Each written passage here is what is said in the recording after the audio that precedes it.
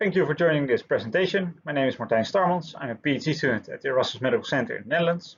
If you watch my other presentation in this session, you will see some similarities because we've actually used the same method, but then on a different application, namely to distinguish desmoid-type fibromatosis from soft tissue sarcomas using radiomics based on MRI.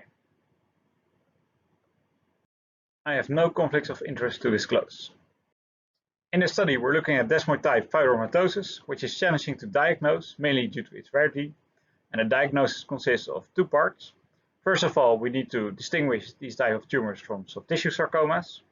And second, for these desmoid-type fibromatosis, it's interesting to look at the CTNNB1 mutation because this gives insights about the prognosis of these patients. So currently, this can only be done using an invasive biopsy, and therefore the goal of this study is to find a non-invasive alternative by using radiomics based on MRI. So let's first take a look at the dataset that we're using, which consists of 203 patients, which were all referred to our hospital. Of these patients, there are 72 desmoid-type fibromatosis tumors and 131 soft tissue sarcomas, which consist of a mixture of different types of soft tissue sarcomas. So for all these patients, we have at least the one-weighted MRI, but other sequences might be available. So these scans actually originate from different centers because some patients were referred. So there's quite some variation in the imaging protocols, as you can see, for example, for the T1 on the table on the left. So for all these patients, the ground truth was determined by using pathology.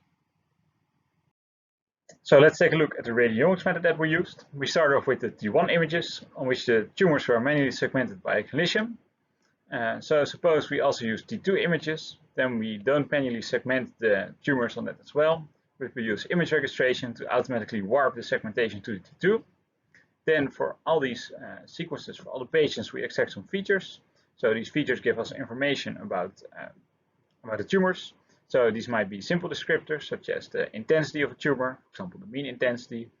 We can also look at the shape of a tumor, for example, if it looks like a circle or like a star, but also more complex texture features, such as the heterogeneity of a tumor.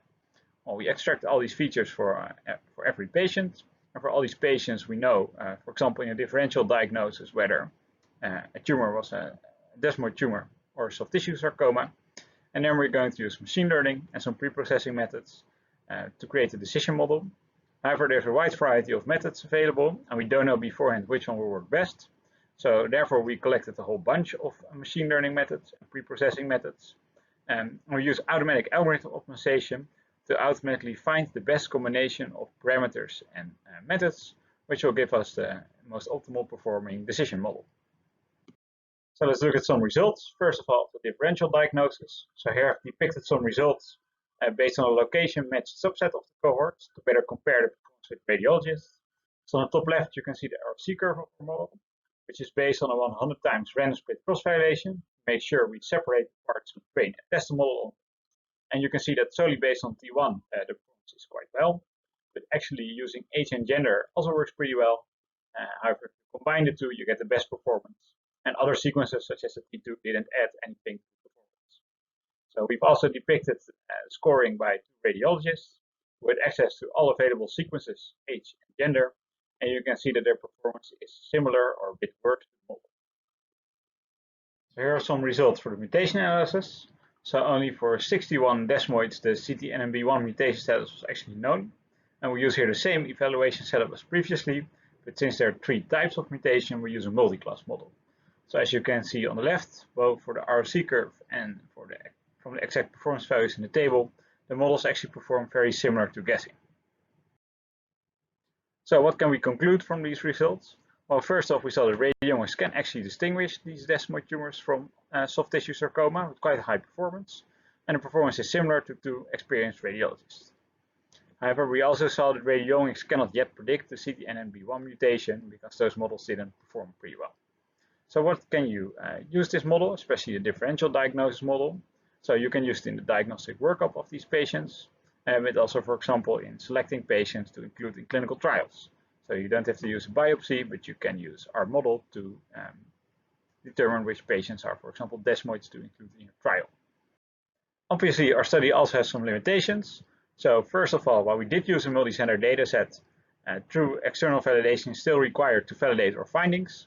Second, our model currently relies on manual segmentations, which is not feasible in clinical practice, but it might be solved by using an automatic segmentation method, for example using deep learning.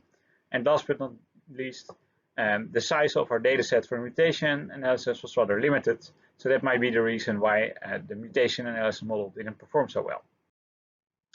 So here's my ethics and funding information. So if you saw my other presentation, you will probably have recognized the method. So we use the same method to develop a radiomics model, and it's quite convenient because it automatically found again the most optimal performing radiomics method out of this collection of methods that we actually have. And if you look around the TTR this year and also previous year, you see it actually generalizes very well to quite a different variety of applications. So it's completely open source. If you want to try it out, just follow the link given here or just contact me. Thank you very much for joining this presentation.